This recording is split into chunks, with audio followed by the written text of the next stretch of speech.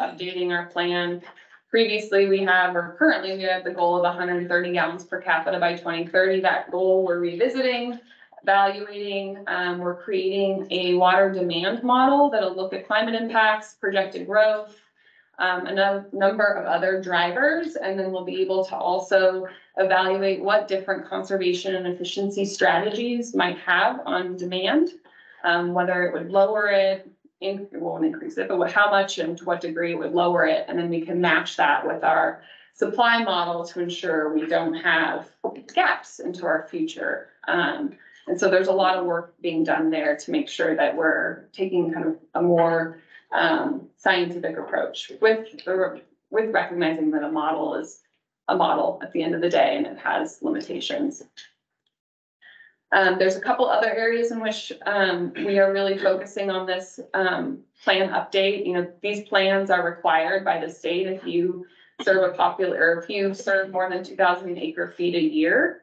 And they're required to be updated every 7 years, but we're wanting to kind of go above and beyond what the state's requirements are in focusing and utilizing this opportunity to do more integrated planning using the One Water approach. We're going to be doing a lot of equity analysis and evaluating who's participating in our programs.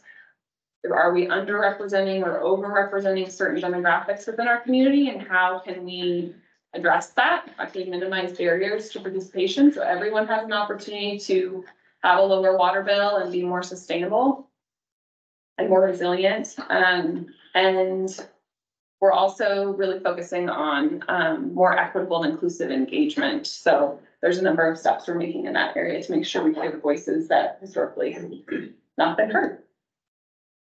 So I have a website up here. It's a simple one, but if you're looking for more information on that plan update, it's there, and we hope to wrap it up at the end of 2024. Any questions? Back to your water efficiency plan, are you looking to expand gray water usage as a part of that plan? I think it was the beginning of last year we adopted gray water. So it's relatively new for us. We have yet to see an applicant go through that process to get a permit for it. And again, we're limited with our water rights to just using it for toilets and urinals. We can't use it for outdoor. So I think the ways in which we might look at, expanding that or having more experience with it could be some pilot programs where we could provide a rebate potentially. I think there's a lot of opportunity there. Right now, there's some challenges related to what the state requires for the systems that allow water to be used for toilets and urinals. You basically have to have a mini treatment system that treats the gray water before it can be used for toilet flushing. And those products run about $5,000 for like a single family home unit. And so the payback's really high. With our current water rates, it's about 60 years. So there's not a huge incentive. So I don't think it's probably the easiest or best technology for us right now, but we did want to allow it in our code. We're not requiring anybody to do it. I don't think we'd be doing that anytime soon. Yes. You said that we're going to need to move from voluntary to mandatory. What are the mandatory things you're considering? I think there's a few things, but I don't know. We're so new in our water efficiency plan update phase that it's hard to say. We want to have a lot of opportunity to talk with the community about what areas they feel we should be maybe focusing more on standards and codes. So I'll throw out a couple of examples.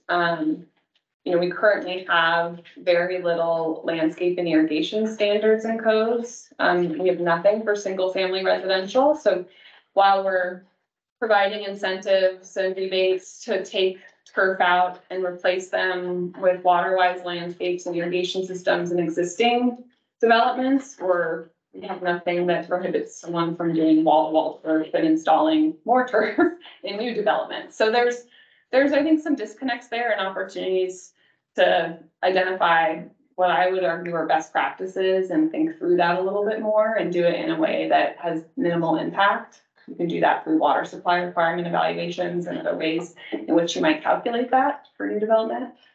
Another example might be, limiting outdoor irrigation to evening time hours, or not irrigating during the hottest, driest part of the day. We don't have those requirements right now in Fort Collins utilities. So I think there's a lot of opportunity.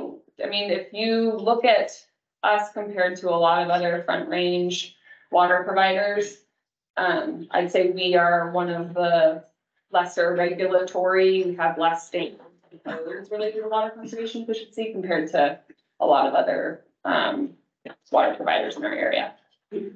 Yeah. Is it possible for a community to conserve its way out of needing to acquire additional water rights for container storage?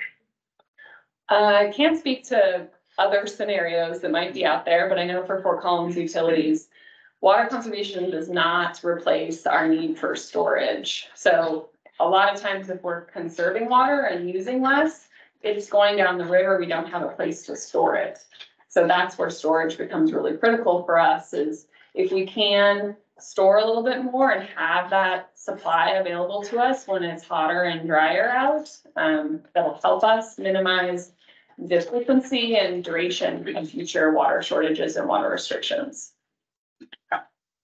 Going back to what you were talking about for restrictions, either for outdoor, for residential, you have no water restrictions. So water restrictions, at least the way I think about them, are a little bit different than landscape requirements or standards. So water restrictions are when you have a declared water shortage. There are certain restrictions that are applied based on, what's in our water shortage action plan for the level of water shortage that's declared. That would be for all, it's for all properties, including single family residential. What we don't have for single family residential are landscape and irrigation codes. So new developments that come in, there's no landscape or irrigation code that addresses water conservation. But I'm talking about just, your average neighborhood, they can water anytime. Really? As much as they want, as long as they want to pay for it. Exactly. They can't waste water, so the water can't run off their property into the right of way. We have that in code.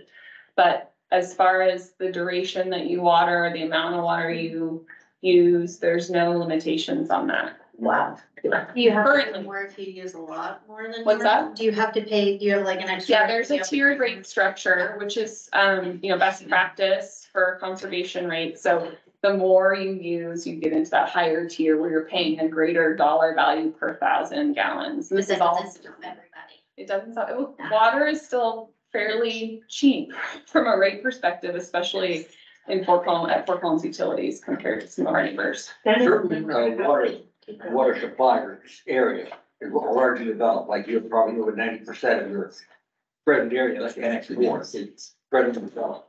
Certain others are much less. I'm gonna ask the question, just what are your opinions on how do you equalize some of this stuff? There's gonna be a lot of competition for it. That's a great question. It's a challenge. I think myself and the other water providers inside Fort Collins and adjacent have identified. It's a much harder thing to tackle. So I don't have a great answer. Push Yeah. people out of the I way. hope not. I hope it's an opportunity for us to come together and collaborate where we can, or coordinate on various things. Yeah.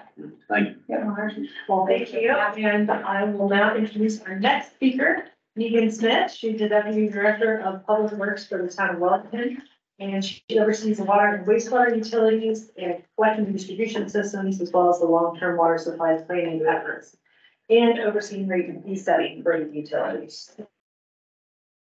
Resource division at Fort Collins Utilities, and she has a degree in biosystems engineering and a master's in water resources engineering. So go ahead, Megan. Hi, I'm really glad to be here. I see some very familiar faces out here, so what a great group. There's a lot of, I think it's interesting to have Mariel and I speak back to back because we have some really distinct differences. I'll get started by highlighting a couple of those that I heard in her presentation related to a forestry department, agriculturists, data analysts,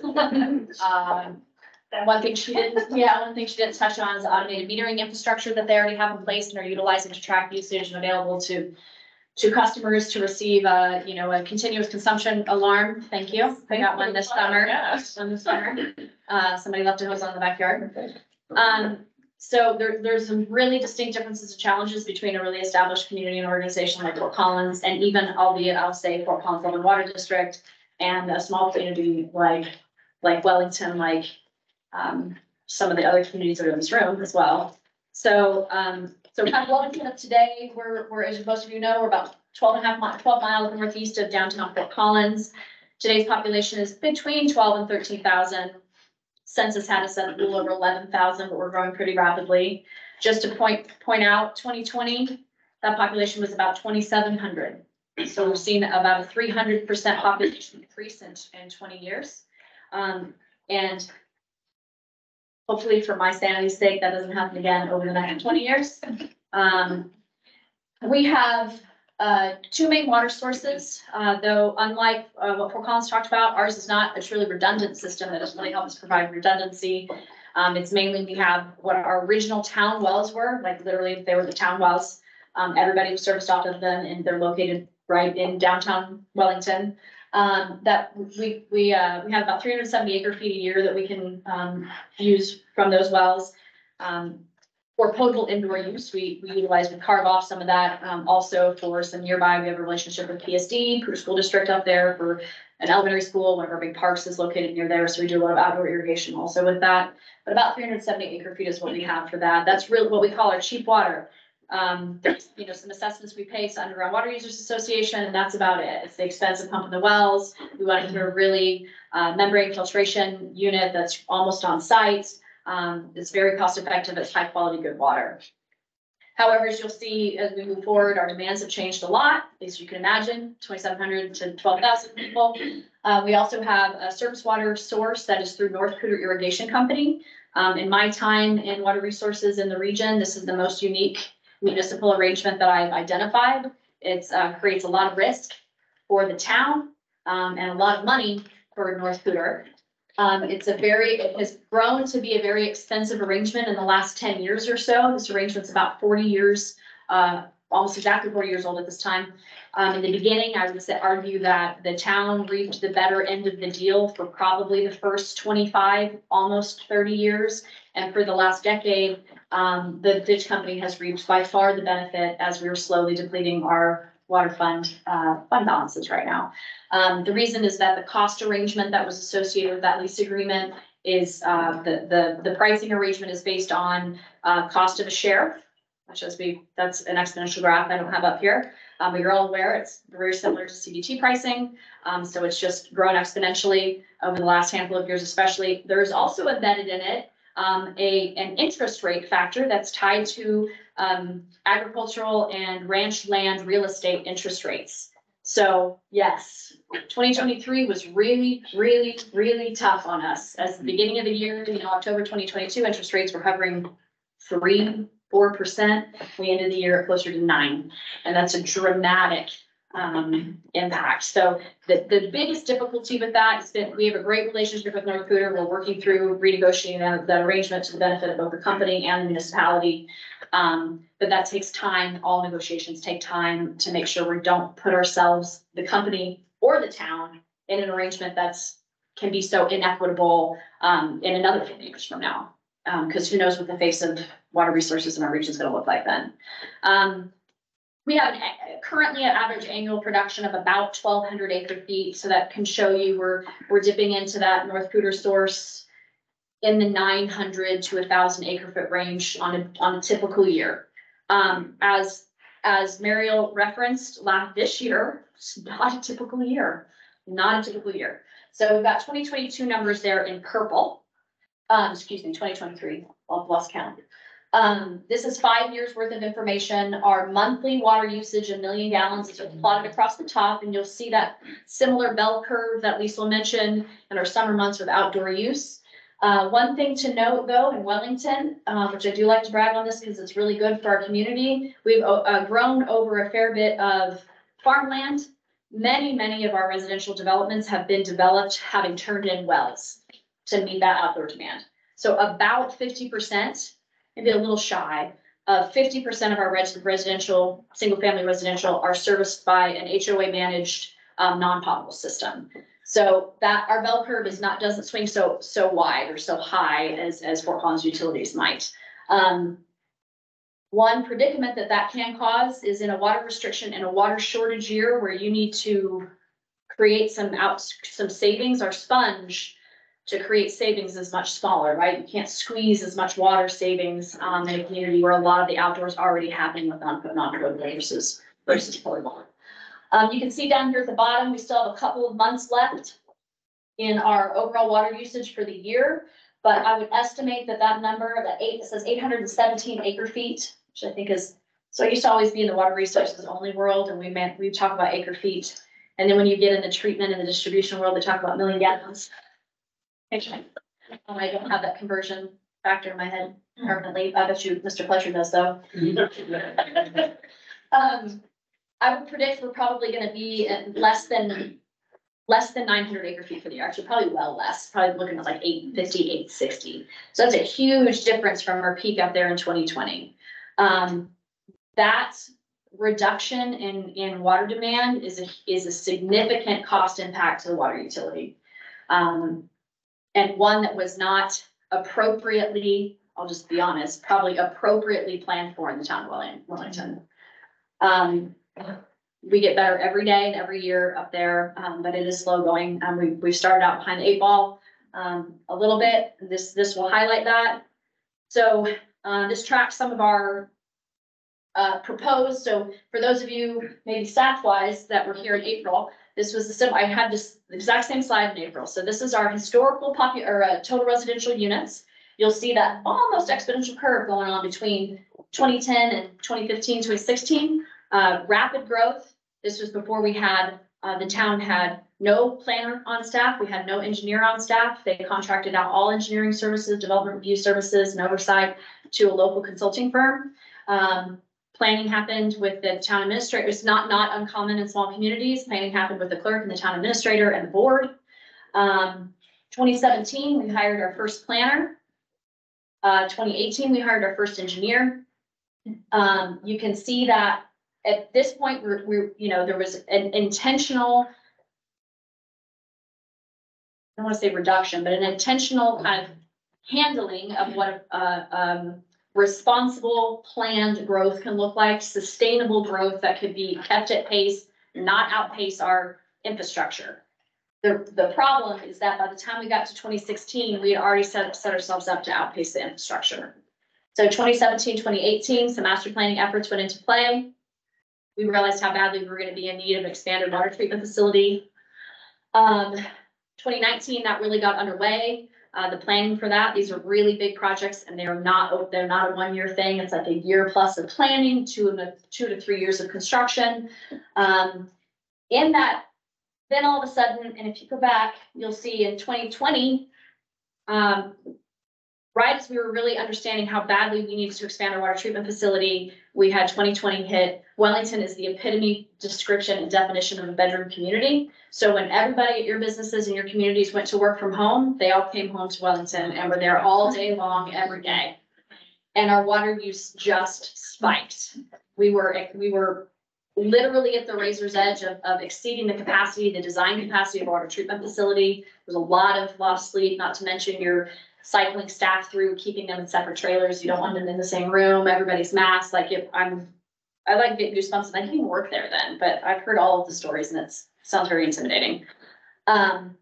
So we are currently underway with a $35 million, $40 million expansion effort at our water treatment facility. What we also realized though in 2020 is if you're going to increase the capacity to deliver water, you got to increase your capacity to treat it on the backside. It's essentially a closed system, right? So we need to expand our wastewater treatment facility at the same time. So we've got about, for a town of 12,000 people, we've got about $80 million in SRF loans currently right now. Thank goodness for the state.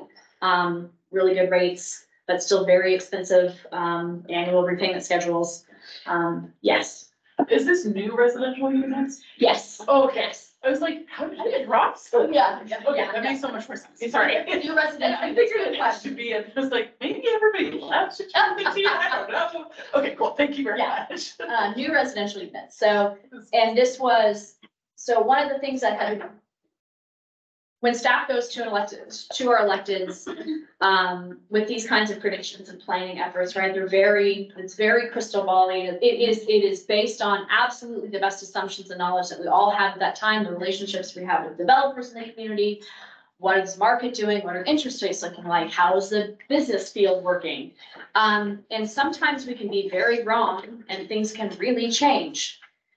So just in the short term, we are now looking at 2023 at closing out our year with 57 building permits instead of this planned 480.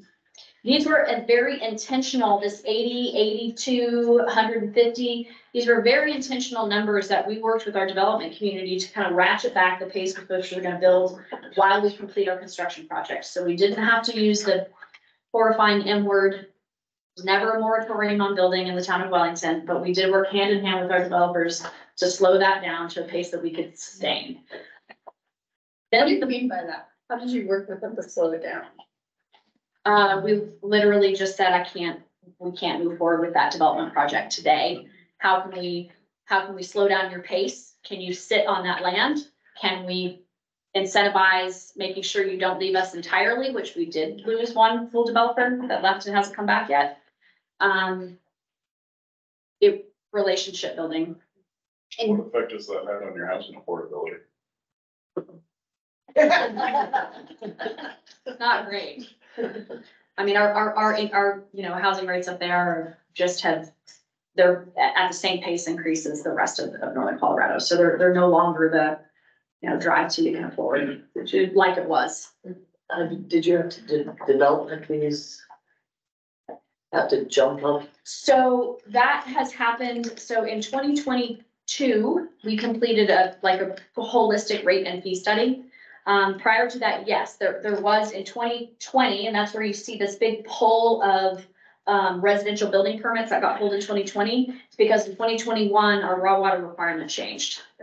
And they knew that it was community, and so everybody pulled what they could, the lots they had developed, they came and pulled other permits and everything at that point. So that was that huge push in 2020. And then we were leveling off to this more steady state. Now, the impact of thinking that in 2024, which that's next year, building our original budget forecasting, rate forecasting, impact fee forecasting around expecting 150 building units, now knowing that we're really hopeful that we're gonna get 50.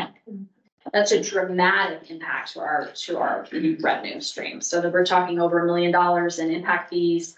There are some rate impacts on that as well, not as dramatic. But for every house that doesn't come in and doesn't develop, that's one less house to spread the cost of treatment water across. So there is an impact. There's this real dichotomy around growth obviously needs to pay for its own way, but at the same time, without some growth, existing customers alone are what's available to bear the brunt of any loans, any bonds, any cost increases, any capital improvement projects, all of that. And that's a real hard conversation to have with our board, with the public.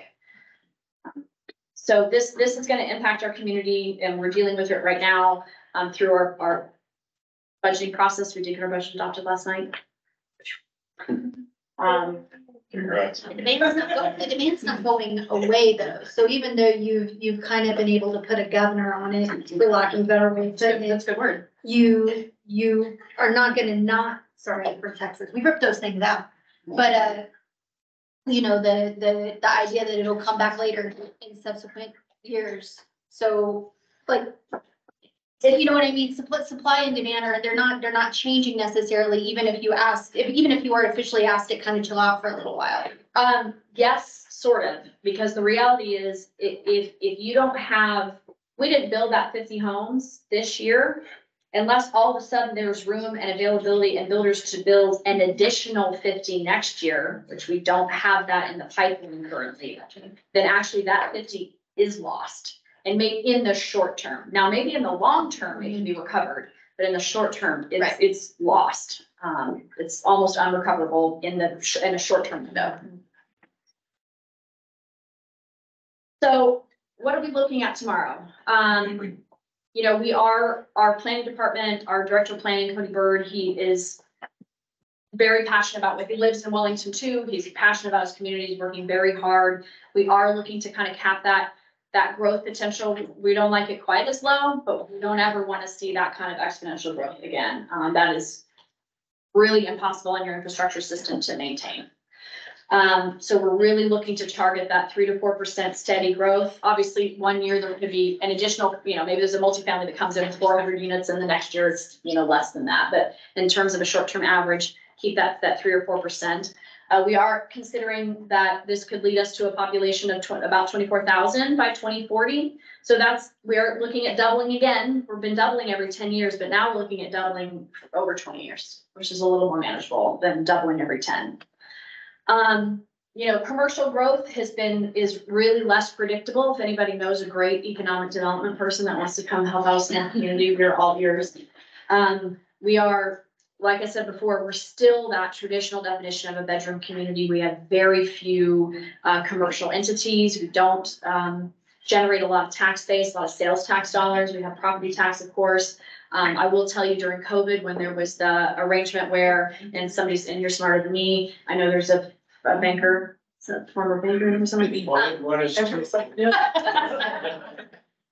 I do know that there was, it was passed that finally with online shopping, where it was delivered to, you were finally collecting that sales tax for. That was a huge boon for us and helped us a lot.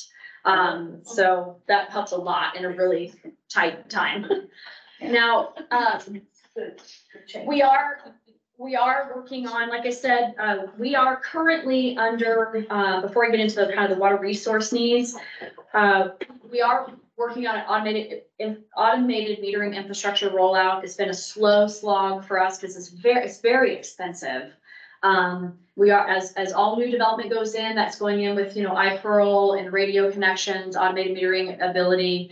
We're submitting for a Bureau of Reclamation Water Smart grant this year to hopefully kind of close in on this kind of last third of meters that need to get replaced, and then also the networking and software piece of it. And if we can do that, that's going to help us a lot. We're a new system. By and large, we're a pretty new system. So to speak to some of the water loss topics that Mariel touched on, all in all, we have pretty minimal water loss in comparison, maybe 10% throughout our system from treatment to delivery. But we still need to be able to catch that wherever we can. And we do have that inability to, by the time we can help a customer identify a leak, sometimes there are many tens of thousands of gallons in the hole. And so we really like to be able to have those alarms that go off and we can identify more than just every 30 days when we go out and touch a meter. That's going to be a huge benefit. But in the near term, as far as water supply needs, we're in active renegotiations with North Cooter. Again, this is a kind of a unique arrangement. The town is working hard to get away from kind of reducing our reliance on this, what, for lack of a better definition, I will call a long-term lease arrangement. It's a little more contractually binding than that, but that's effectively what it is. We're really looking towards having more direct control over owning our own water, not relying on a contractual lease arrangement.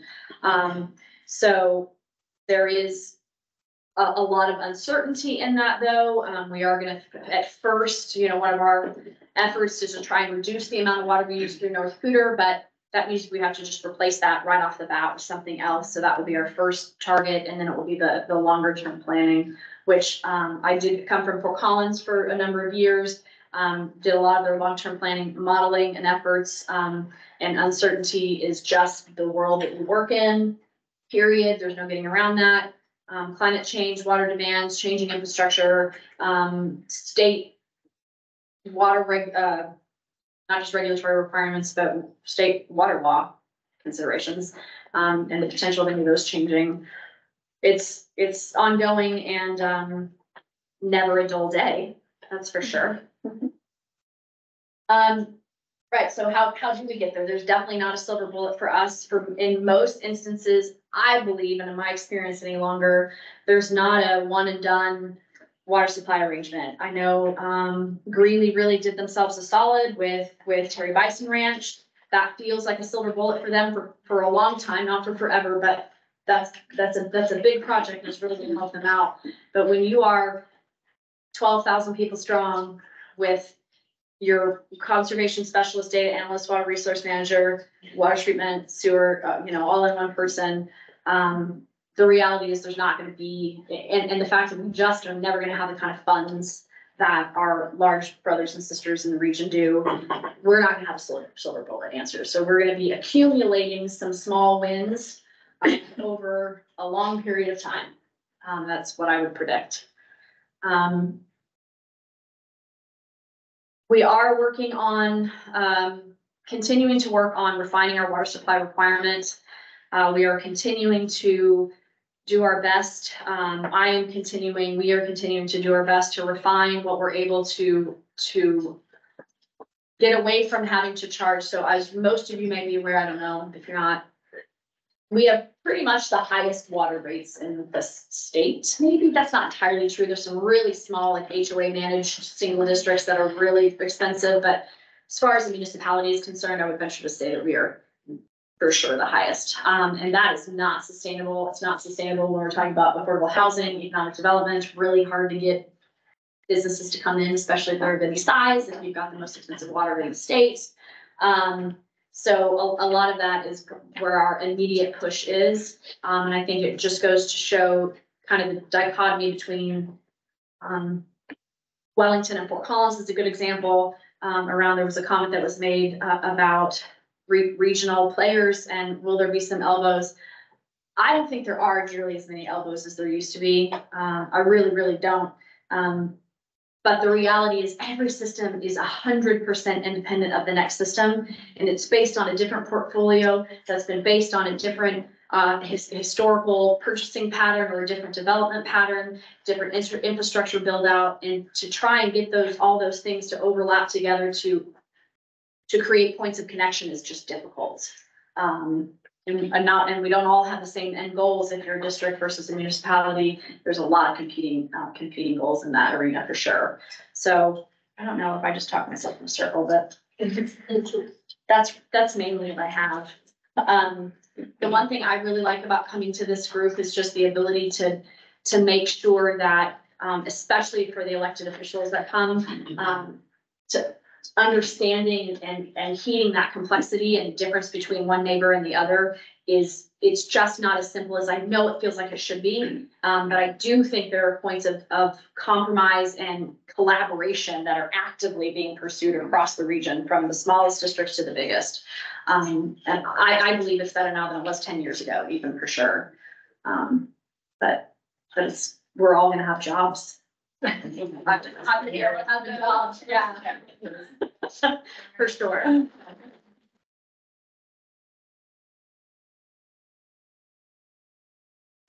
I think we'll pause on questions. I want to make sure we have enough time for Chris, and then we'll take some questions after this.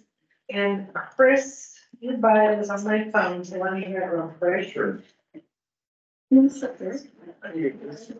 All right, so last but not least, we've got Chris Fletcher. He joined the Fort Collins Loveland Water District in 2019 as the district engineer. He has over 25 years of experience in utilities and engineering, specifically with drinking water and sanitary sewer systems. He was previously the district engineer and he transitioned to interim general manager was formally selected as the Fort Collins Loveland Water District General Manager in April of 2022. So let's welcome Chris and thanks for being here. How much time would you like me to use? I'm a little shorter than the other presentation, but. Yeah, if you could stick to 15, Okay. 10 to 15 would be great. Yeah. We can do that. So I saw the agenda and I saw that I'm following 5 municipalities, and I thought it might be helpful. Instead of having the same kind of presentation of showing graphs and figures, we have a lot of the same issues, the same trends. But to contrast what this looks like from a special district and how that's different from a full service municipality. So I want to talk about that a little bit and share some different perspectives. Fort Collins Loveland Water District is a special district. Now, not special from the meaning like cute, we're not a cute district. It's how we're founded and the authority that we have We are a quasi-governmental agency. We're established under the state of Colorado, Colorado Revised Statutes, Title 32. That means we have a narrow mission. We're not a full-service municipality with lots of different departments. We're focused on one mission, and our mission is water. Other special districts can be fire districts, library districts, health districts, metro districts. Those are all Title 32 type organizations. So we have this narrow focus of just working on water transmission, distribution, and delivery. Typically for special districts, our geographic boundaries don't line up exactly with the municipality. That's why we're separate. A municipality like City of Fort Collins has their own water utility, their own sanitary sewer service area. We overlap 5 different jurisdictions. So imagine every one of these policy questions, landscape codes, things like that. Imagine that in 5 iterations that you have to manage every day.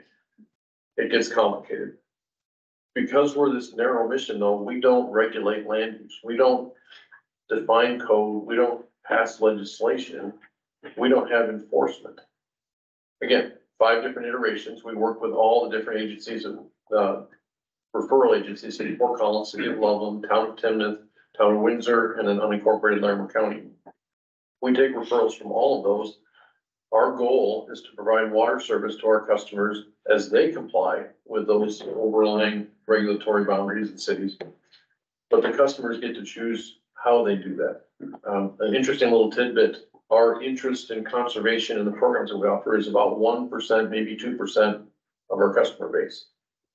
That's surprisingly low for the amount of effort it takes to do the conservation programs. And we partner with City of Fort Collins, we partner with other agencies on those programs. But we want to be responsive to our customers. We're here to serve water because that's the only thing that we do. We don't have general fund. We don't have sales tax revenue, other ways of doing things. It's just water, and our water rates need to cover everything that we do, all the programs, stuff like that, and we're focused on that narrow nexus. So we're a little bit different in that area. In many ways, though, we are similar to the full service municipalities that spoke earlier today. The people that were speaking are my peers and my colleagues, and so talking about elbows, there are times where we have to have a different opinion, but there's a high level of regard among this crowd of water providers because we all work on the same issues. We're juggling the same balls. We might find a little bit different of our version of financial sustainability. And yet we're all connected. I'm connected with each of the utilities that spoke today in one way or another, either through interconnects, through partnerships on projects, through membership in ditch companies, or I live in the town of Wellington. And what Megan was saying, I pay the bill each month on my water bill, and I understand what that means as a customer. And so we're all very much connected. And there's partnership conversations. There's how can we work together? How can we accomplish big things with small budgets and pooling our contributions? We're having a number of those conversations. So it's fun, it's challenging, it's very real. And one of the things that struck me from an earlier presentation is this expectation that we've had a couple of year reprieve based on hydrology and efficiency of fixtures and things like that. So our demand looks like it's tapering off, but is that real? Or are we gonna get a hot, dry year with low water yield and it's gonna pop back up and all of a sudden our worst fears are realized and we're beyond our capacity and we're into mandatory restrictions. So we're all juggling those kind of balls together. Some of the similarities between special districts and municipalities, we all build and maintain our own water supply portfolios, although they're discrete, different portfolios, we all have them. They have a lot of similar features in them. We have memberships in some big organizations like CBT. Our portfolio is 94% CBT because that's what was available starting in the 60s when our district was formed. Fort Collins and Greeley had a 100-year head start on us. And so they've got much deeper portfolios. And so when I saw the graphs that Greeley is 150% above their current demand, I thought, wow, I thought I was a little bit ahead. They're a lot ahead. And it's just hard for us to compete with that because we started 100 years later. We still have some senior water rights that we've been able to buy. So our portfolio can be as deep, but maybe not as big with some of those water rights. So a lot of similarities there. We have water, but we need storage. That's very similar. City of Fort Collins is working on that. We're working on that, and this is one of our options for storage. We also have a partnership with Greeley and Elko and Northwell on what we call the Overland Trail Ponds storage reservoirs. So they're below our diversions on the river, but they allow us to take water off the river, retime it over a couple months, release it later in the year, exchange it back up for treatment, or release it for return flows. So that lets us retime flows over a month time period. Contrast that to the bigger reservoirs. This is particularly will allow us to retime flows over multiple years to decades. And so that also gives us flexibility. So for us, NISP is that big storage. We also have storage of Horsetooth Reservoir of our CBT water, and some North Poudre water that gives us a 1 year kind of carried over storage. And so we have different options to manage those portfolios, similar to all the other agencies, but it's all nuanced a little bit differently for us based on the history of who made the decisions and when those purchases were available. And water is not an off-the-shelf commodity. You can't go to Ridley's in Wellington and buy your shares of water any day at any price. You gotta wait till they're available. And we'll talk a little bit about that as a distinctive for the district here in a minute. It's very common for all of us to have shares in the same irrigation companies. And so we're at the table together all the time, trying to figure out the best way forward for everybody. And yet each of us wears our own hat to represent our utility, our district in those conversations. And it's challenging because we have somewhat different interests, but a lot of very similar themes. And so those relationships are key. We talked about the Northern Colorado Water Alliance that started as Strata. The relationships that are built in that organization are these peer relationships, and that's what gets us through these difficult conversations because we trust the people that we're working with. And we know that we're all working towards a good mutual goal. But it's partnership and relationship, which to me is the best part of what we're doing. Let's see.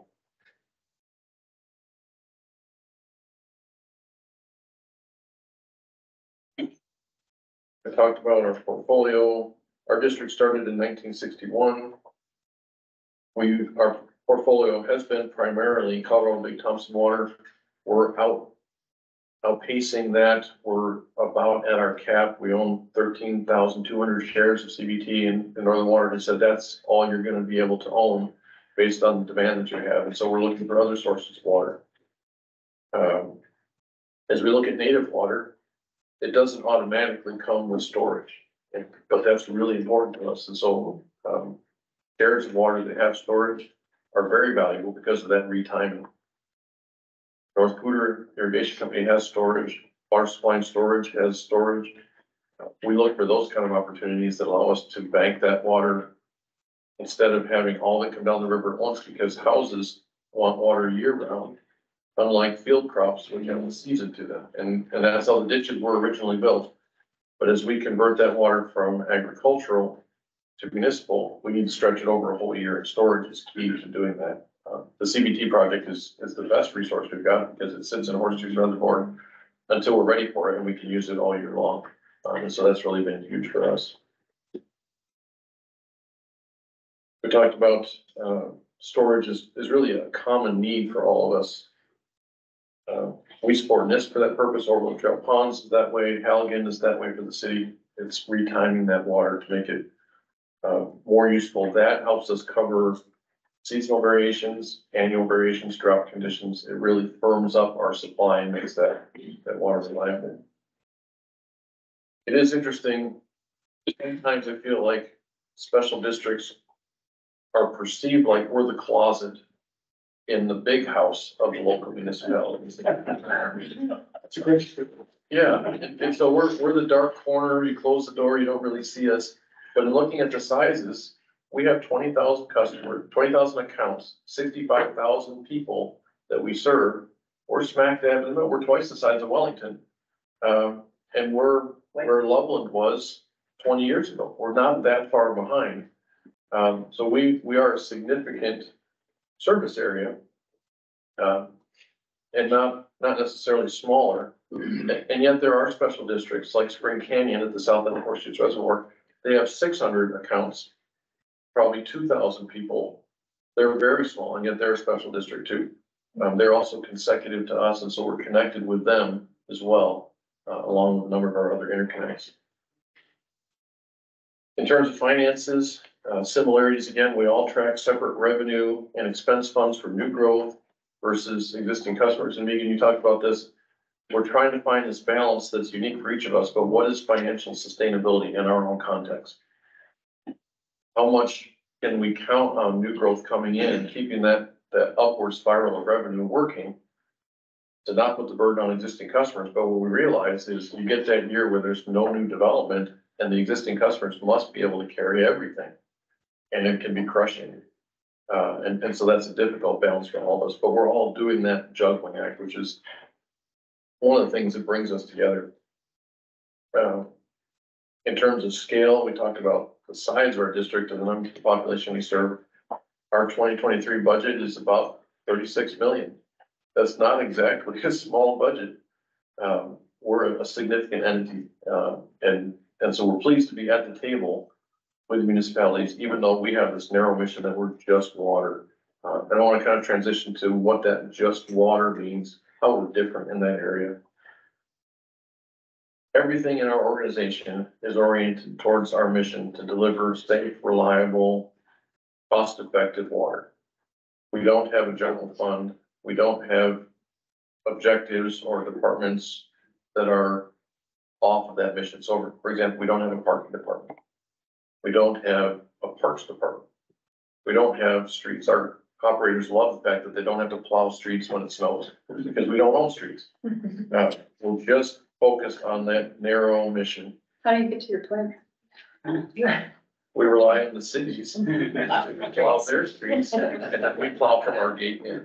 Yeah, so we do get there and we can pretty much get where we need to in winter time, but we rely on the city infrastructure, the county infrastructure, to get through those public right of ways. Yep. And it's not, sometimes those features of a full service municipality versus a special district can be good or bad. And sometimes they're just different. It's not that we're not able to participate in activities like, oh, we can't afford it. And we've had some of these conversations. We have this narrow mission, and so it's not a matter of not affording it. It's that our charter, the way we were established with the state, was this narrow mission to deliver water and nothing else. And so when there's a topic that comes up, and we talked about this in the Northern Colorado Water Alliance, when there's a topic that comes up that doesn't have a nexus with water, I can't participate because my charter doesn't allow me to do that, even if I had the funds or the interest. So I'll tell you an interesting story. We're majority shareholder in an irrigation company called Divide Reservoir Canal. It's up in Cherokee Park. They collect water off Dead Man and the Sand Creek area. They put it in Wooster Reservoir and then release it into the North Fork River. They have historic structures at the site of their reservoir that go back to when the reservoir was built. So 100-year-old structures, a log cabin blacksmith shop and a log cabin machine shed. These are really cool structures and they're intact. They're pretty much all there. The machine shed needs a new roof put on it and one of the walls is starting to sag in because the original logs are settling. Because of our mission and our narrow focus, I'm not allowed to do historic preservation as much as I personally would like to. If it's not the most cost-effective way to meet the need for storing equipment, I can't pay extra for historic preservation. I don't have that capability. So if that company needs equipment storage, we need to look at the most cost-effective way, which would be a pole barn. Yeah, some kind of new construction that's much more economical, easy to maintain.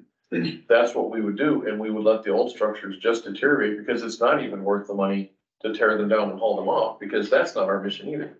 They can sit there, they're not hurting anything, but it's not within the nexus of my narrow mission to do historic preservation. And so that's just kind of a case study of where that rubber meets the road of this narrow mission. We're also somewhat unique in how we acquire our water supply. So there's two themes I want to leave you with here. We talked about narrow mission. This is the second one. And this is what I think is secret sauce for us. We acquire our water supply with a cash in lieu approach. So decades ago, our board said, we want developers to pay a water resource fee in cash to us. We will sell them that on demand. We put the cash in the bank, and then when we have water resource opportunities, we can invest in those. We get to choose the water that we get. We get to choose the projects we participate in. And that allows us control of our portfolio, the quality, the quantity, the availability of that water to build our portfolio strategically. That's what's allowed us to participate in 20-year-long projects like this, and other investments for our water supply and storage that are bigger chunks than you can get one tap at a time. That has put us in a very strong cash position, which has allowed us to pursue water opportunities when they come up, instead of pursuing them the day that a tap needs to be sold, which is spot market. And that's really expensive and not always available. We're able to get ahead. Now, I'm not as far ahead as the cities that have a 100-year head start. I'm never going to catch up with Greeley. But we can stay just ahead of that line of growth so that we can always sell taps and know that we have that continued economic engine of new capital investment coming in to keep things moving by staying just a little bit ahead on water. So I would say that's our secret sauce. Narrow mission, and then cash in lieu allows us to control our own destiny and timing and stockpile that and make wise decisions. And so we've been building up those reserves for the past 15 years. And now we're spending them in capital projects and investments to build that supply and to be ready for the next seasonal growth. I think that's where I'll stop and see if you guys have any questions or about that 15-minute point.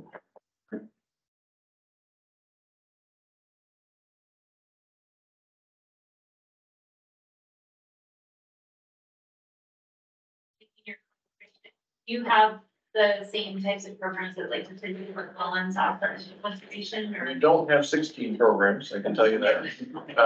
We partner with the city on some programs, we offer others.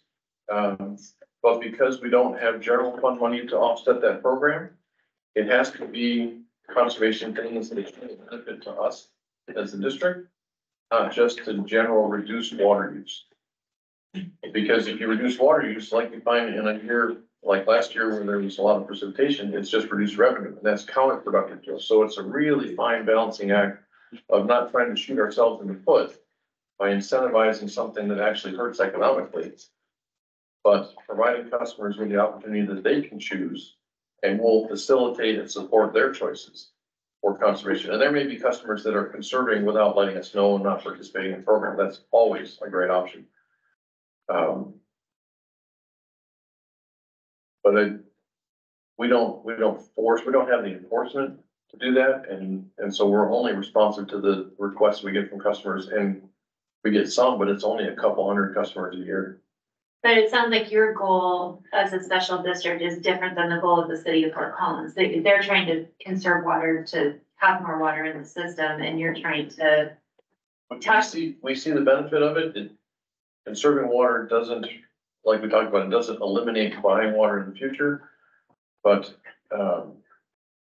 we don't have the drivers for it like the city does, where the city has multiple demographic goals and equity goals, things like that. We just don't have all those layers of municipal objectives. It's just selling water at a fair, affordable price. Right. What does your master planning look like as a special district? Do you have like limitations to what your growth looks like?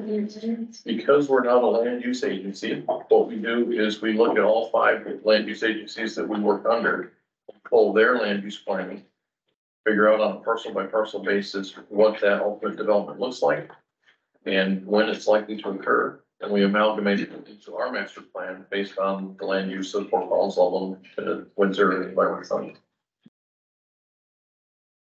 That's how you do your growth projections. That's how we do the what of growth. The when of growth, we look on historical trends. Can I pick up on that conservation tap question? Kind of started, I worked on a little bit of a project in your area. I don't know if you remember me, we worked together now, it's done for a second.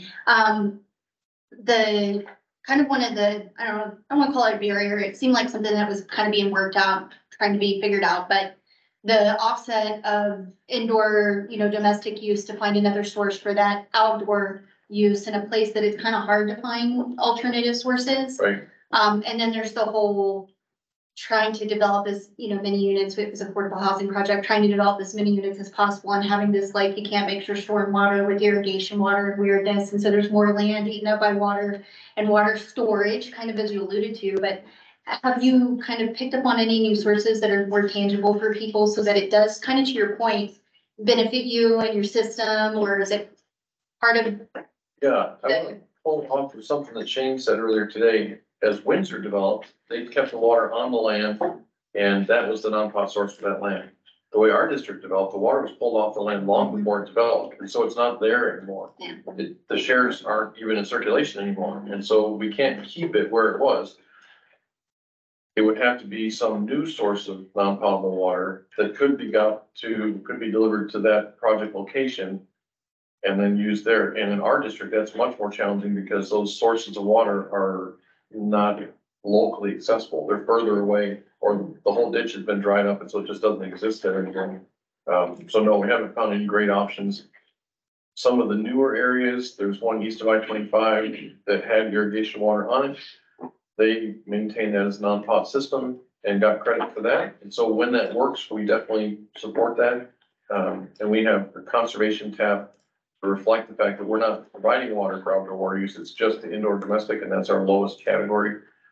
So we try and reward developments that can do it, but not every development can find that available. Right. Any questions for Megan? I feel like I stuffed questions off for her, but nothing. Any questions for Megan? And then I think we're gonna have to go into our book reports. Oh, I would just want to add one thing. We do have some conservation programs in Wellington, but ours are mainly developed through Resource Central. That's an organization you guys are familiar with. So we participated this last year for the first time in Garden in a Box program, which was really well received. We've sold out. Our slow the flow options too. So our water audits, we dedicated some specific for commercial, mainly thinking of our HOA, open space, green space areas. So we're working our way towards that arena as well with the hope that the less water demand, the fine line of the cost, as we saw this year, big impact. With the less water demand, the slower we have to increase infrastructure sizing. That's almost bigger impact. More immediate impact is that savings on infrastructure need than the land resource need. Well, thank you.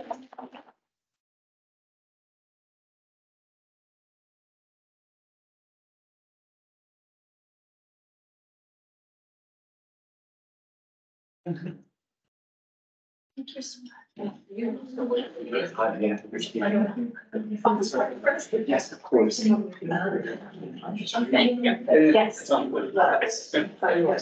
Okay. Me too. Do we have? Three like presentations in like one oral presentation. Okay. 3 slides. Volunteers for going first. Right. Okay, let's do it. Sorry, Stacey, you wanna go first? No. I'll defer, please. Okay. Okay. All right, team, let's go. And yeah, Do you want us to? Jason's team. Yes. Yes. At the bar level, Jason. This is like And again, we're trying to 5 minutes. the talking, Yep. 5 minutes. We're gonna try to do about 5 minutes. Right, hopeless day. So we can get research. Because just because we've had these book reports in the past, if people talk for like 20 minutes. That is not happening. That's not necessary. We had about a 30-minute presentation. There was about 40 slides on it. No. In fact, when we did it, we typed it out, and in the essence of time, I'm literally, not to be rude, but I'm literally going to read from this because we had such a longer discussion that we were like, we gotta condense it. It's gotta be this way. So, okay, here's our book. Water is for fighting over and other myths about water needs. Okay, very brief synopsis of the book. The book contains 2 important elements regarding water and the West. A high-level historical outline about where we've been, where we are, at least to like the mid-2010s, and the complex way we got here, as well as the overarching theme that compromise is always better than selfishness or fighting. We felt the key word being used is collaboration, bringing folks to the table and giving examples of historical success stories. These examples we feel were meant to show that forming relationships with motivated individuals will help to overcome the must fight for water mentality and help protect the water resources. He also talks about the mentality of scarcity and how that leads to fearing scarcity more and therefore being less collaborative and or willing to share. The author really tries to put a positive thought process on the way folks look at water and how entities might change their thinking to help conserve/preserve the resource. The author referenced a predictable debate, not over how to use less water, but rather over the rules that decide who takes the heat when shortages set in. So we're gonna go over real quick, just each of our individual opinions on one strength and one challenge of the book before we summarize real quick. So I thought one of the strengths of the book was that it as Julie mentioned, it kind of was chronological for the most part. It had a lot of historical concepts in it, but it helped me move through the book knowing we were getting closer and closer to today almost. And some things that I would have maybe heard about or experienced in my, personal background. So that was a strength of the book to me. Somebody talked about it, and I'm gonna forget the speaker that was up here today. It was the need for collaboration, and it's so throughout this book. It gave me a more positive feel. Let's put it that way. It shine the light to not always go to the negative. You can see positive in it, but we have to choose to see that positive. So that's a lot what I took from it and that I liked about it. It's similar to Julie, the book is, and other myths about water, the West was fighting for. Every time there was conflict, nothing was accomplished, so it did take that collaboration to get anything done. And again, no one got their, 100% perfect outcome, there had to be some give and take, So one of the challenges, what I like the least about this book, on a personal basis, books like this are extremely hard for me to read. You give me this book compared to a Michael Crichton book, I'll pick Michael Crichton every day of the week. But personal feelings aside, I think one of the challenges was the way that the author, you guys know my background, some ag background growing up on a farm and stuff. One of the challenges to me was that the author seemed very flippant about agriculture and where our food comes from. And there's that baseline belief of mine that we as a country cannot and should not be importing or relying on others for our food. It needs to be here.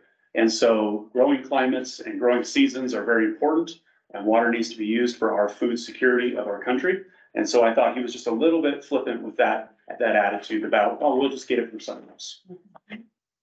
And going back to, we'll take the positivity note that I thought Julie's cynical brain then, after reading all of it, said, this is all fine and dandy, except for drop us into 2023 and our current, what we say, geopolitical environment has zero collaboration, I feel like, going forth. And so while I think the premise of everything is great about this, putting it into action in real day life is going to take a lot of work. And you have to, it goes back to one of the first sessions about listening. You gotta be willing to listen and actually come to the table and say, I'm gonna actually give something up, because otherwise it is not gonna work. Yeah, the book primarily focused on the lower basin states of the Colorado Rivers, think California, Nevada, Arizona. They didn't really dive into Colorado, it's Water Literate Leaders of Northern Colorado. Despite the fact that the headwaters of the Colorado River, we can all drive to in like 2 hours, and if you haven't done it, it's up by Long Draw Reservoir. And maybe that's in part the old Western saying that I took from the book, that I'd rather be upstream with the shovels than downstream with the degree. All right, so real quick summary, would we recommend this? So somebody who is looking to learn a very high level about historical timeline and the complexities of water usage among the many states that do form the upper and lower basins of Colorado River, then we would agree that yeah, this would be a recommended book. I mean, it's not very long. It's about 200 pages, so it's not a very long read. But it does pack a lot of information in here, and at the end, there are a ton of references. If you want to go down multiple pathways, that he puts so many references in here, it's not even funny. So it could be a good source of examples about the collaboration that we heard as well, especially with folks that don't have large voices or might feel underrepresented. And so we felt it was at least worth reading a few chapters, if only to get kind of another perspective on how we approach the subject and learn to work together as groups of people, and give hope and thought to the idea of compromise, especially, again, in kind of a polarizing world that we live in now.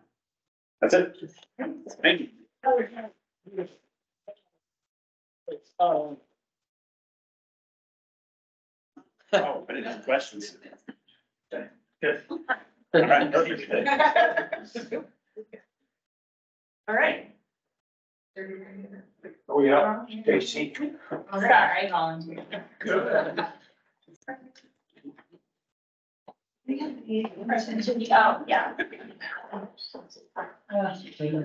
Overachievers.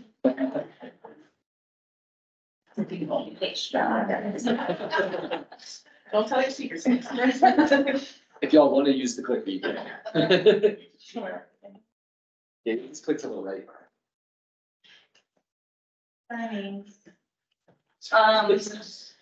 We have this one as well, the first slide. Go. Moved it over. I'm just gonna read right from the slide, which is a quick summary. The book starts in the 1870s, surrounding the implementation of the single irrigation ditch. It follows for over 100 years, actually, the water system development in northern Colorado. It centers around, which one of my positives of the book was eventually it centers really around the history of Greeley, or the history of water in Greeley. For some of us, that was less impactful, but I work for the city. So for me, that was a really important part of the book towards the end. For others, I think leading up to that part and the history of northern Colorado and our irrigation systems was probably a little bit more interesting. Today, the water system supports more than, I believe this number is even bigger now, 140,000 people utilizes water from 4 different water basins in the state.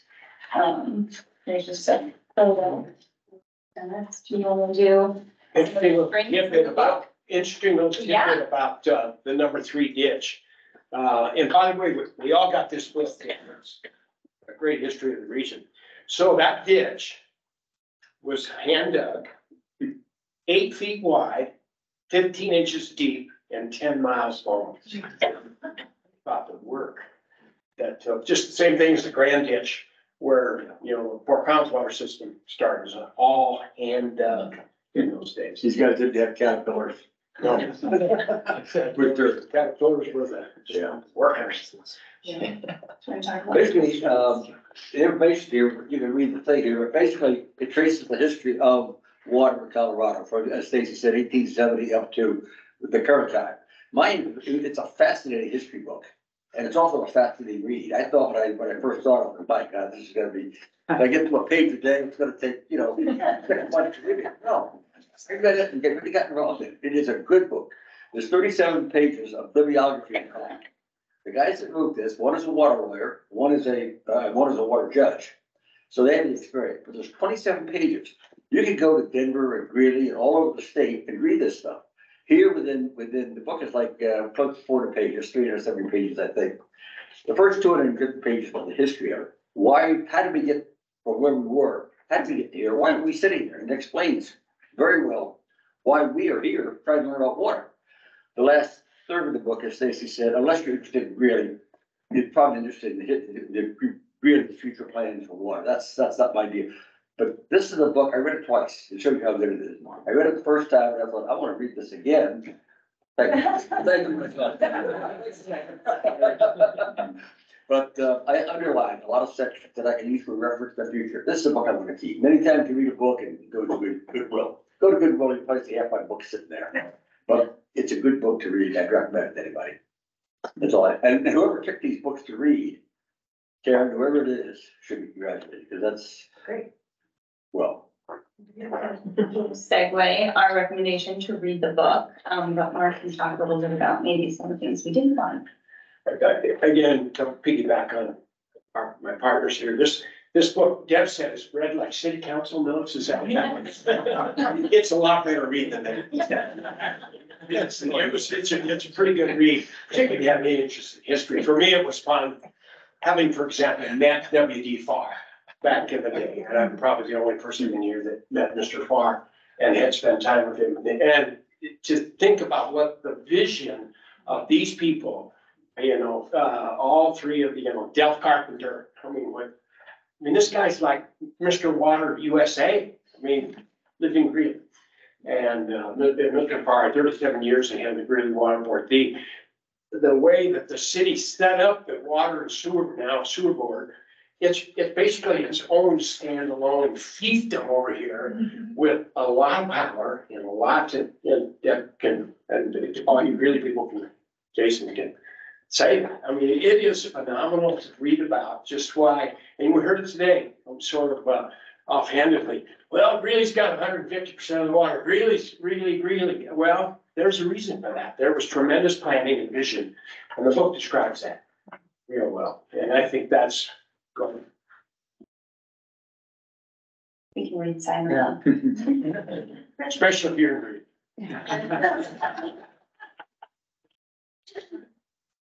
Good.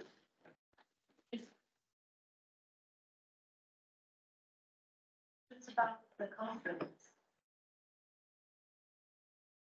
I read maybe up until the last, I think I read 2/3 of the book. And I commend you for saying that's an easy read because I don't do well with historical drier books, so. That's.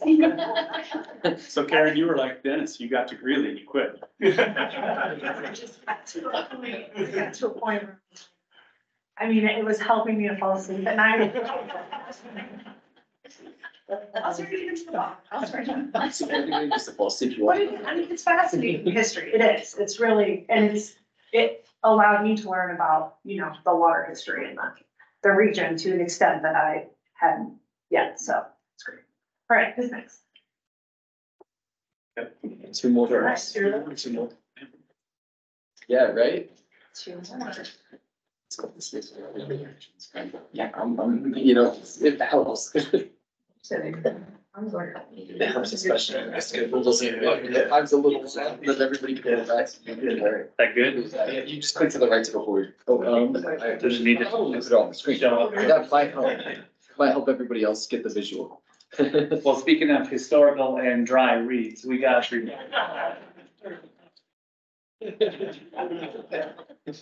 So myself, Wes, and Nick kind of took this. I'm guessing that last portion, I think I know Nicholas's answer to the very last question. Yeah, it was tough. So, this book really kind of recaps 3 different main themes or topics, and does start out with some of that original history, and kind of goes through those water law basics, which I was really interested in. And then Wes is gonna kind of dive into the different types of water, and all their various uses, and then Nick's gonna round it out, and really understand what it looks like in the marketplace. Really quick. And we're gonna do it in 5 minutes, I swear. David. Yeah, okay. At least, wait till you see my slides. Yeah. So some of the water law and history of this book really dove a lot further into some of the ancient civilizations, not only here in North America, but the Middle East and European countries, and really talked about how we got to some of the riparian law, how we got to prior appropriation, and a lot of those details, which I found both fascinating and a really good sleep aid. The book also kind of broke things into kind of 4 different larger topics. So it did go into, it kind of touched on some of the geology and hydrology, some of the whole basic, obviously first in time, first in right, and because of its importance to Colorado, and the other states, the prior appropriation and riparian laws, and then obviously some of the interstate compacts and more. So with that, I'm gonna hand it over to Wes. Thanks. So there was some discussion between the tension between the states and the federal government. The presumption is the states have plenary control. They basically can do what they want, except when the federal government wants to change the rules. So that, which is, sorry, just to go back, which is heavily reliant on both the interstate compacts as well as in particularly some environmental laws. And so with the Clean Water Act and with some of the other significant federal legislation, that really began to map what states could do even inside their own boundaries. There was also this general assumption that the feds would also have to purchase water rights, which is typical, except then they carve themselves out to say, except for parks and open spaces and places that they, we were there first, there's a public good. So yes, there's plenary control, sort of, possibly, if you're lucky. So again, the book did talk a little bit about the growth and development impact. So, two forks, other things like that. There were still significant implications on federal legislation, even though it's inside of state boundaries. The Fed's ability to control what the impacts had on states was rather significant. There was some discussion about interstate water laws. And again, I thought this is interesting.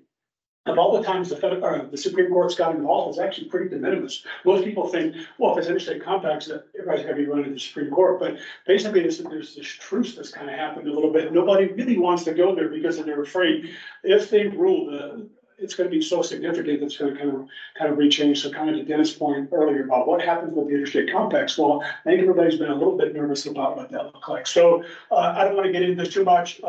It does talk about water types. The presumption is everything's tributary in the state unless it meets these other three designations. So they actually spent a whole chapter really kind of unpackaging what tributary water was, and that kind of set the stage then for the exceptions. So, all right.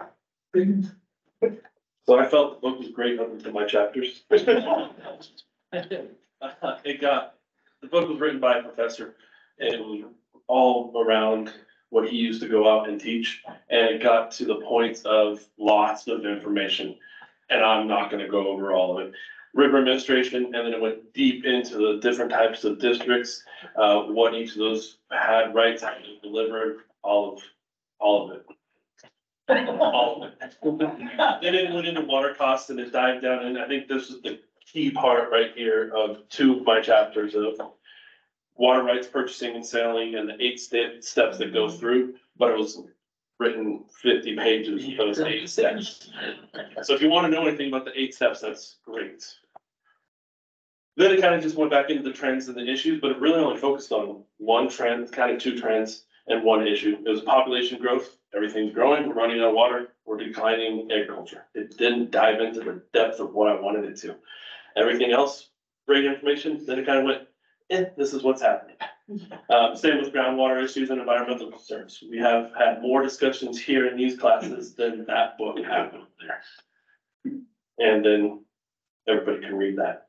I kind of want to sum up with, and then I'll hand it off. This book sat by my bed for 5 years. So this gave me a reason to read. I wish I would have read it 10 years ago when I was just getting into water and understanding, because it gives great broad information. But now having been in it for 10 years, it was redundant. It really didn't provide additional for me. But I have a newer employee that's just come on, saw it on my desk. I'm gonna go give it to her. And because she's so interested in water, doesn't understand any of it as a newer town planner, I think it's gonna be great for somebody that is just getting into it. Well, this is my saving grace. My brother actually teaches water at Oklahoma State University. He's actually in South Africa right now doing a class with students. This is his book, to which I've had for years. So now I have the justification for why I had it on my nightstand for 5 years. So I get to tell them, hey, I actually read your book. I'm sorry. The Colorado water law for non-lawyers. It's a good book. I highly recommend it if you want a background. It's very tedious. It's very tough. There's a lot of engineering to it. So, Yeah, it's a lot of information. Yeah, in depth. Yeah. All right. Thank you.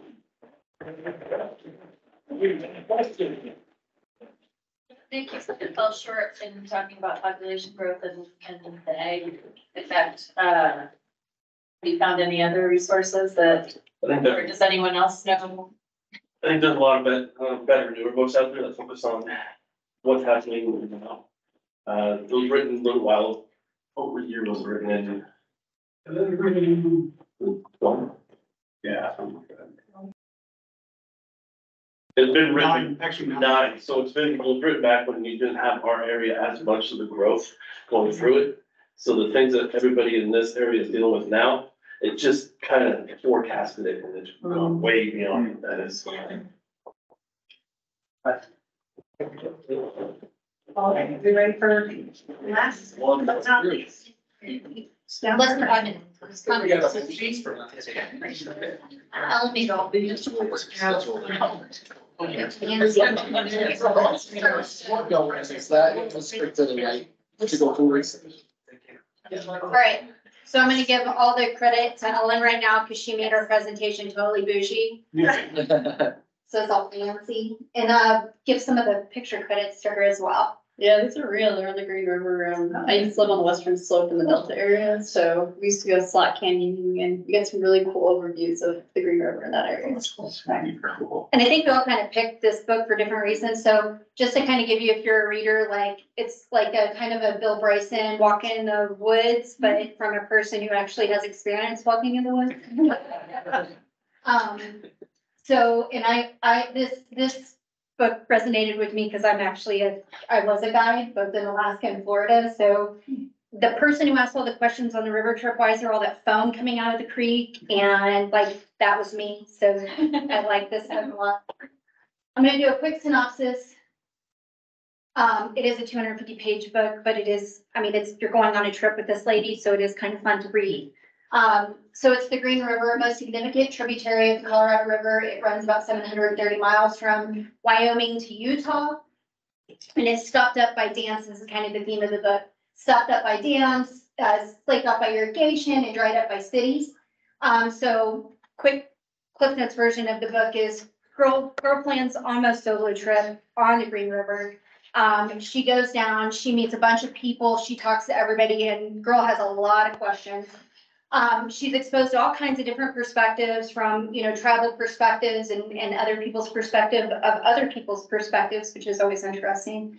And then she tries to kind of filter it into the legal and the kind of the ongoing growth and what she sees. You'll hear river guides complain a lot about portages. I joked about this. She hates getting out of her boat, but there's some dams along the Green River and other reasons why you have to get out of your boat. So she goes into a lot of that. But so much information that she wrote a whole book about it, right? All right. So a little bit about this. This is my husband. He flipped his raft. He was learning how to be raft on the Gunnison. So this actually isn't the green, but fun picture. So the best part about this book is it's following somebody who's doing a modern day adventure, right? And they're also along the way taking some notes and learning something along. So to that point, she's educating herself on water in the West, and that's something that we should all be doing, right? And that's why we're all here. It also really provides some digestible insight to really complex subjects, so water law, so she kind of takes it and makes it bite-sized. So anybody who's not wanting to read some of the books that you guys read, it's a great book for them. It also really paints a really great picture about the competing interests along the river. So you've got agriculture, you've got like dams, how do they release water? What does that do to the environment? There was a lot of complicated things going on in this book that were really interesting. And also ranching, like it's kind of to that point, what is the appropriate use for agriculture and this water? And you're also talking about people's livelihoods. It's not just as easy as saying, hey, you need to start farming something else.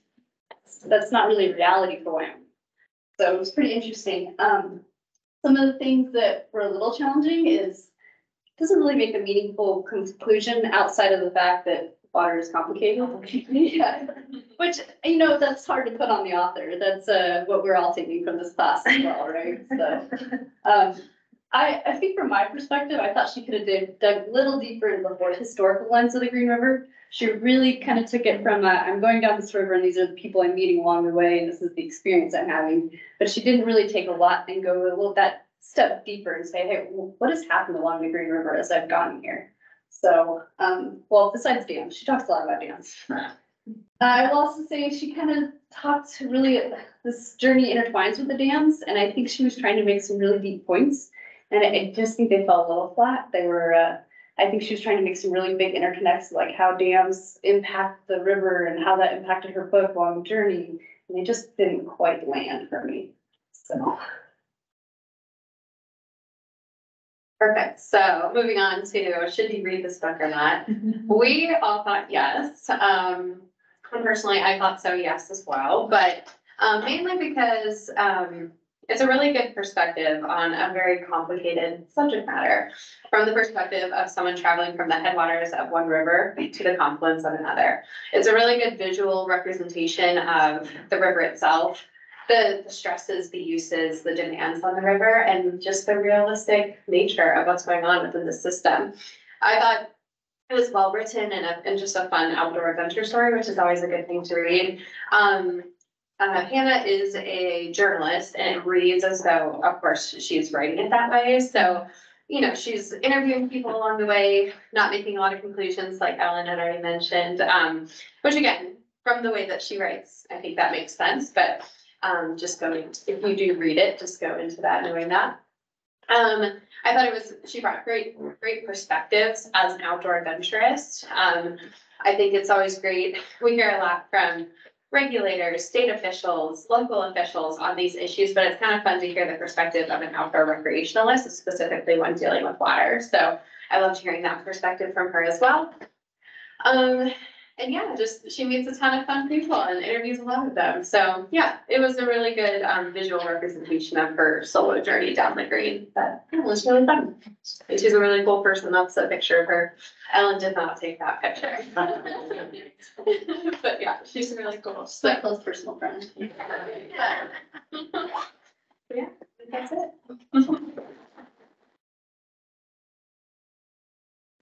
I have a question.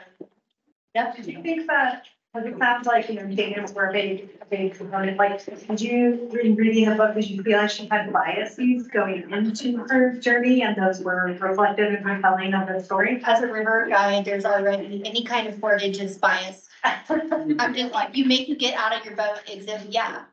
I mean, I think from her perspective, she definitely had biases and she admitted to that, but she also didn't, I think after she went and visited all these dams, she had a different perspective on how they're being utilized too. So I think she did a really good job of seeing the other side. So even though I think she admitted to having it, it didn't really, I guess, go through her writing when she actually had the experience. She's like, well, actually now I see this side of it. So it was and I think that was one of the benefits about this whole book was she was really able to see both sides and have good conversations with people maybe she wouldn't have wanted to have conversations with.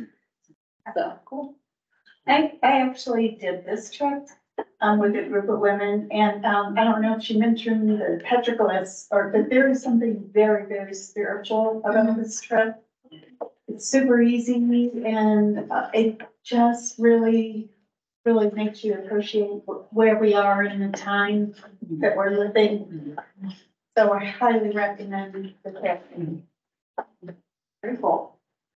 All right, folks. Well, thank you all. That was fantastic. I have to say, Ben, I think you would agree that this is a much improved book report. I think I heard you say that we're the best class you've had. Yeah. Don't think that you just joined last year. Yes. So, yeah, I don't have too much to wrap up with other than just remember to be here by next Monday. And so next session, I think is January 10th. I just have a question for discussion whenever you're done. Okay, next session is January 10th, which is crazy that we will be in 2024 already.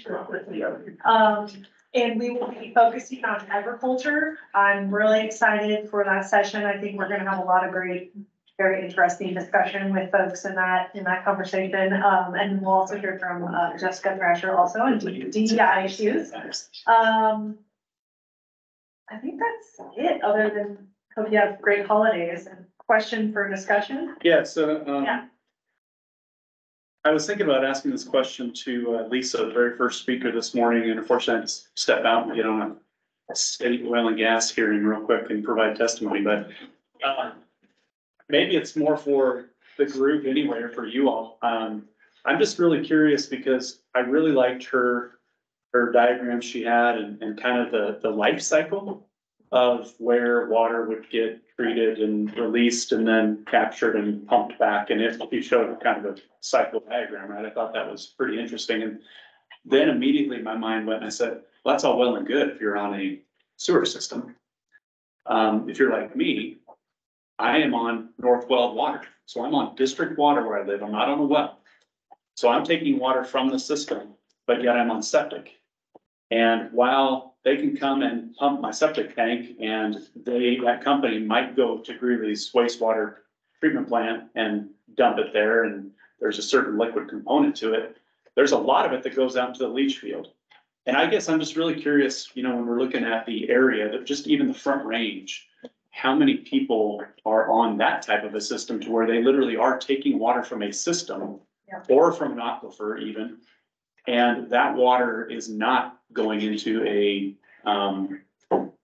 system like what Lisa was talking about, where it can get kind of that cycle of life. Yeah, I mean, I guess, I assume it's going back into the bigger system of like the South Platte River Basin, but. Well, in You would an area, like say, north Front Range water quality, that are to repeat our water wastewater plans, approved through. Literally not long, that acronym. Yeah, and I don't even know if I got it right, but we're trying.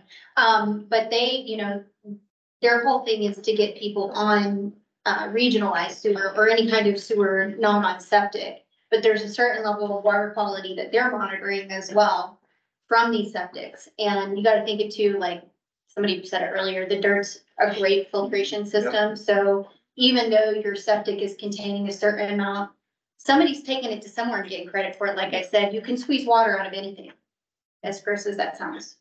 But somebody's using that water for something, I can bet you, somewhere downstream, but then also you're putting it back into the groundwater by letting it leach. So there's a certain amount of nature doing its thing, and somebody's using it for augmentation somewhere, I bet. Yeah, that's I have not heard any discussion of that in this region. But that's a really good question that It might be a low percentage, you know what I mean? Yeah. Because it's gonna be more rural, obviously, but it just got me thinking about that going, I'm taking from the system, right? And I know that there's some reuse, like I said, whenever Front Range Septic comes to pump out our tank and they take it, that's the tank. But what about the leach field, and what that percentage is that North Well water in my case, what is the percentage that they never really see the return on, so anyway, just a thought I had.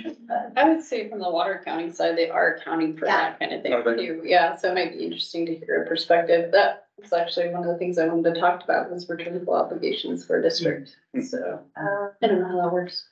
Yeah, to piggyback, and I'm curious about with our transportation of ag and other stuff out of here or whatever else, how much are we losing that's completely out of the aquifer because we transport it out of state, and what kind of, is it significant? Maybe it's not, but if it is, what is that doing long term for our aquifer? Yeah. Drink more beer locally. Bring it all here. Bring it all here.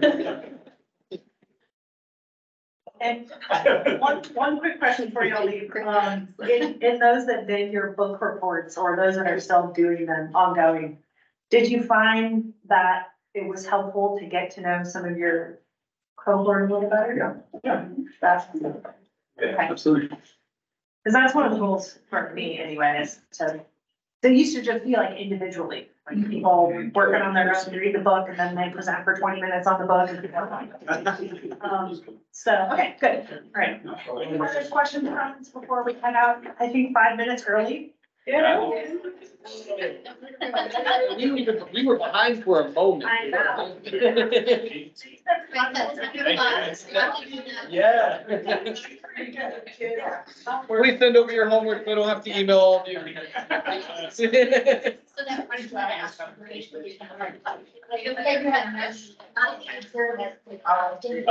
Oh, yeah. That's the one, yes. Yay.